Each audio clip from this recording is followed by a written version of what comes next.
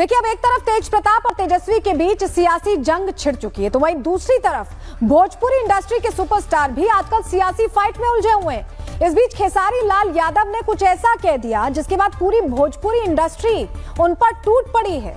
कहा क्या है बताएंगे आपको। दिनेश लाल निरहुआ ने तो उन्हें यदमुल्ला तक कह डाला है। वहीं इस पूरे विवाद की वजह है खेसारी का वो बयान जहां उन्होंने सनातन को टारगेट करने की कोशिश की, और यही वजह है कि अब बीजेपी के भोजपुरी सितारे उन पर हमलावर दिखाई दे रहे हैं।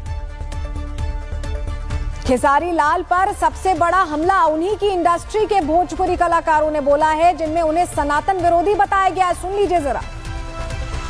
हिम्मत कैसे हो गई ये बोलने की कि राम मंदिर के जगह पे हॉस्पिटल बनना चाहिए था।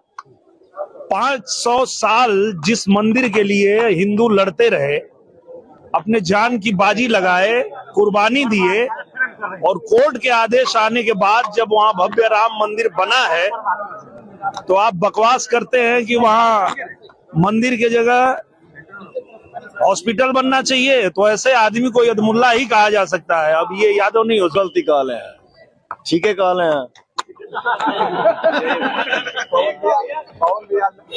मार पता ना का मंच पे बोला था लोग चर्चर को, ये क्या मैंने 4 जिंदगी बर्बाद किया, हम एक पे हैं।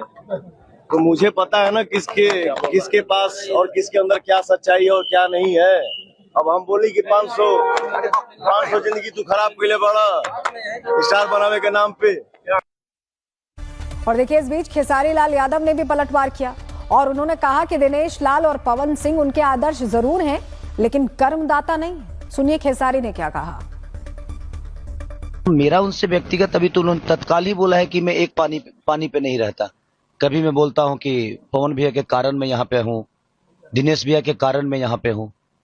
तो भाई गाया तो मैं था, नाचा तो मैं था, राइटर तो मेरा था, हर चीज तो मैंने की थी। उनके कारण अगर मैं आपको आदर्श बना लिया तो इसका मतलब ये थोड़ी है कि आप मेरे कर्मदाता हो गए और भगवान हो गए। आप बड़े भाई हैं।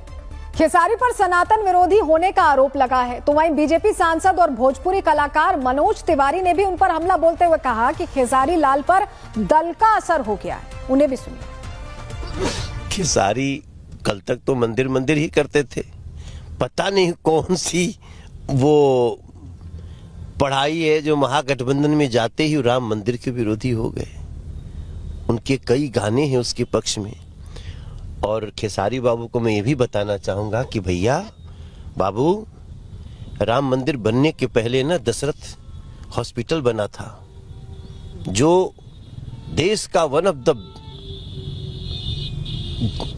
बेस्ट फैसिलिटी वाला हॉस्पिटल है। तो पता करना होगा। आप अपने स्टडी से बोलो, आप अपने उन नेताओं के स्टडी से बोलोगे जो लोग पढ़ाई लिखाई में विश्वास नहीं करते हैं, तो फिर एक्सीडेंट होंगे। अब ये सियासी बखेड़ा खड़ा कैसे हुआ, तो पूरी खबर आपको ग्राफिक्स के जरिए बताते हैं हुआ क्या है। खेसारी के एक बयान से ये सियासी बखेड़ा खड़ा हो गया। राम मंदिर की जगह अस्पताल बनता तो बेहतर होता, खेसारी ने ये कहा, और बाद में कहा कि मंदिर जरूरी लेकिन अस्पताल भी चाहिए। मॉडिफाई किया अपने बयान को। खेसारी ने कहा कि भगवान दिल में, मंदिर में सिर्फ मूर्ति होती है। इस पर निरहुआ ने हमला बोला, कहा कि राम विरोधी यादव नहीं यदमुल्ला है। वहीं रवि किशन ने कहा कि राम विरोधियों का अंत निश्चित है।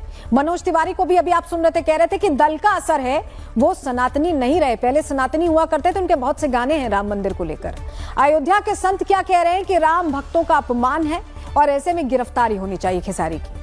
अब एक सवाल तो यह भी है कि खेसारी लाल ने सनातन को लेकर जो बातें कही हैं, क्या वो यही बात किसी और धर्म के लिए भी कह सकते थे? और क्या सनातन पर टीका टिप्पणी करने से ही सियासत चमकाई जा सकती है, या फिर सनातन पर उंगली उठाना ही कुछ दलों के लिए राजनीति का नया फैशन बन चुका है?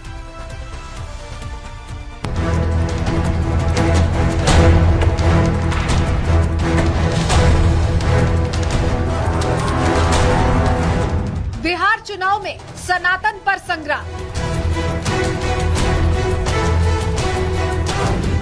नया विवाद खड़ा हुआ, खेसारी वर्सेस निरहुआ।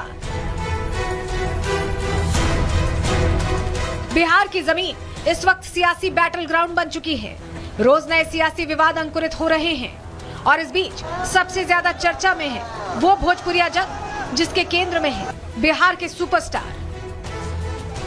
छपरा में आरजेडी प्रत्याशी सेलिब्रिटी खेसारी की चर्चा हर जुबान पर है। खेसारी की अच्छी खासी फैन फॉलोइंग है और यही वजह है कि खेसारी जहां भी जाते हैं अच्छी खासी भीड़ उनके पीछे पहुंच जाती है। इस भीड़ को देखकर ही खेसारी अनुमान लगाकर बैठे हैं कि छपरा से उनकी जीत पक्की है। छपरा जिस दिन विजय होगा ना, सिर्फ बिहार ही नहीं बल्कि हिंदुस्तान जानेगा कि ये खेसरिया को छपरा वालों ने कितना प्यार दिया है। रैलियों में भारी भरकम भीड़ देखकर कलाकार से नए नवेले नेता बने खेसारी को ये गुमान तो होना ही था, लेकिन खेसारी ये बात भूल गए कि उनकी रैलियों में आने वाली भीड़ उनके नेता रूप को नहीं बल्कि कलाकार रूप को देखने पहुंच रही है। खेसारी को जनता एक नेता नहीं बल्कि एक कलाकार के रूप में ही पहचानती है और ये भीड़ उनके स्टारडम की भीड़ है।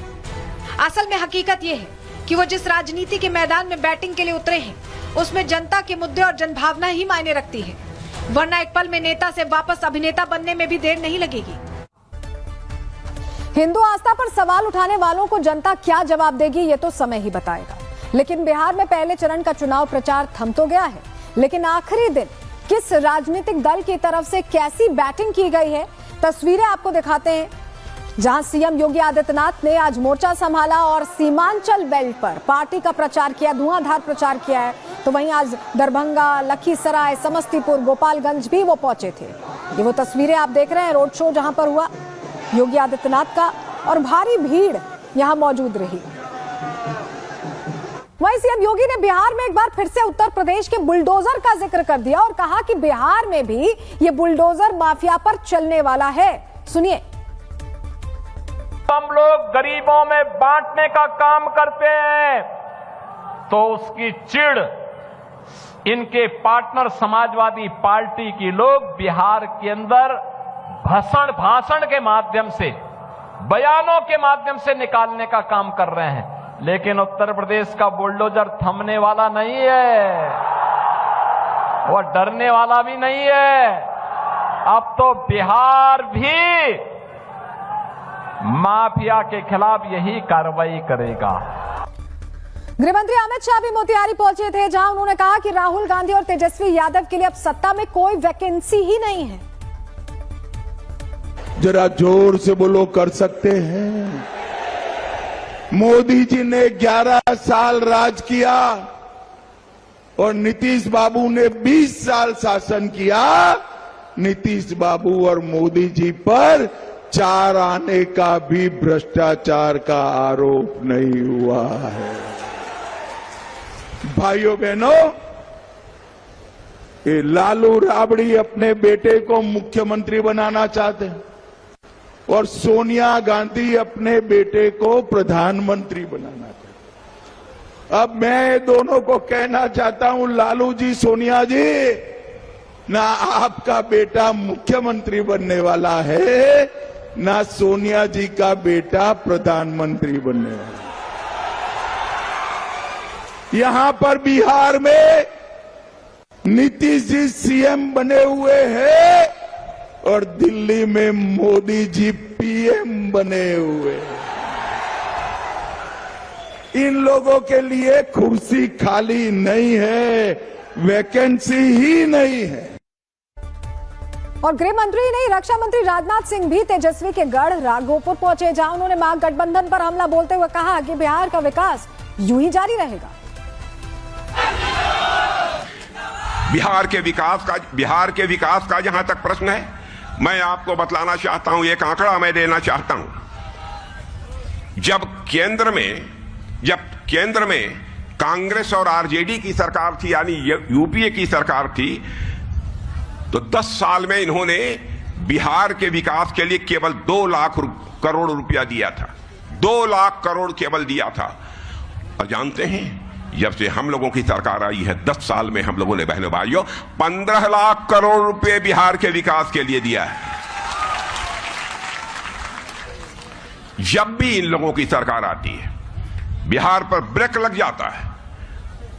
और हिंदुस्तान में किसी भी राज्य में जाकर देख लीजिए, जहां जहां पर भारतीय जनता पार्टी की सरकार होगी अथवा एनडीए की सरकार होगी, वहां विकास की गति सर्वाधिक।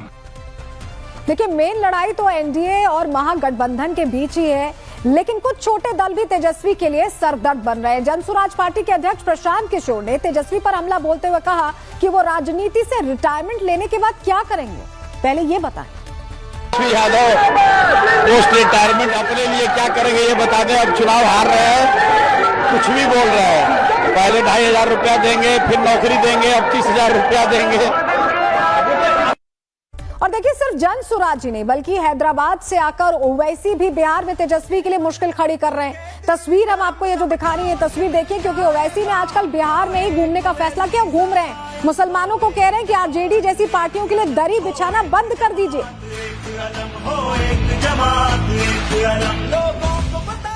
ओवैसी सिर्फ तेजस्वी यादव ही नहीं बल्कि नीतीश कुमार पर भी हमलावर है। उनका कहना है कि चाहे एनडीए हो या महागठबंधन हो, सभी बिहार के दुश्मन हैं। सुनिए ओवैसी कैसे निशाना साध रहे हैं।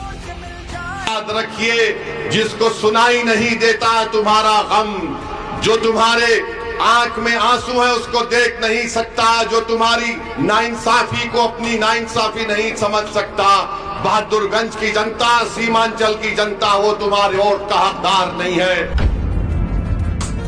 ये चाहते हैं कि कभी जिन गांव का नाम हमने लिया वहां पर कभी नदी कटाव का काम ना हो। ये चाहते ये है कि हमारे बच्चे ना पढ़े, ये चाहते ये है कि हमारी बेटियां तालीम याफ्ता ना बने, ये चाहते ये है कि हमारे किसानों को उनकी फसल का रेट ना मिले। ये सीमांचल के दुश्मन है। और चलिए, बिहार चुनाव में क्या चल रहा है एक बार ग्राफिक्स के जरिए आपको थोड़ा बता देते हैं, पूरी समरी आपके सामने रख देते हैं। बिहार चुनाव के पहले चरण का प्रचार थम गया है 5 बजे। 18 जिलों की 121 सीटों पर प्रचार थम चुका है और इन सीटों पर मतदान 6 नवंबर को होगा। एनडीए की ओर से मोदी, शाह, योगी, नीतीश सभी ने प्रचार किया, बड़े चेहरों ने। और महागठबंधन से तेजस्वी, खड़गे, राहुल, प्रियंका उतरे थे मैदान में। मुख्य मुकाबला एनडीए वर्सेस महागठबंधन के बीच है। कुछ सीटों पर जनसुराज और एआईएमआईएम भी प्रभावी हैं। सीटों पर 1314 उम्मीदवार हैं। 3.75 करोड़ प्लस मतदाता हैं। 45,341 मतदान केंद्र बनाए गए। 102 सामान्य हैं। 19 एससी सीटें हैं। पूरी सुरक्षा, सशस्त्र बलों की तैनाती, मतदान प्रतिशत बढ़ाने पर पूरा प्रयास है। बुधवार शाम तक ईवीएम, वीवीपैट जैसी सामग्रियां पहुंच जाएंगी, जिसके बाद सारा काम शुरू होगा। आपको यह भी बताएं कि 6 सीटों पर 1 घंटे पहले ही मतदान रोक दिया जाएगा सुरक्षा कारणों से, प्रशासनिक कारणों से। बाकी 115 सीटों पर जो ओरिजिनल टाइम है, सुबह से लेकर शाम 6 बजे तक वोटिंग होती रहेगी।